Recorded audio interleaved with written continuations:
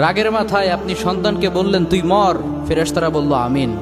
তোর ভবিষ্যৎ অন্ধকার, ফেরেশতারা বলল আমিন।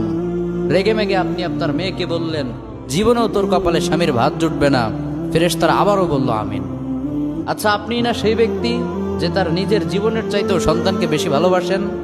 আপনি না সেই ব্যক্তি যে তার সন্তানের জন্য হাসতে হাসতে নিজের জীবনটাও দিয়ে দিতে পারেন? আপনি না সেই ব্যক্তি যে আল্লাহর কাছে নিজের চাইতেও সন্তানের জন্য বেশি দোয়া করে? তাহলে কি করে নিজের হাতে নিজের সন্তানের এত বড় ক্ষতি করতে পারলেন? Doesn't make any sense. Common sense বলতে কিচ্ছু নাই আপনাদের? আপনারা কি জানেন না আপনাদের রাগের মাথায় বদদোয়া করাগুলো ফেরেশতারা আমিন বলে?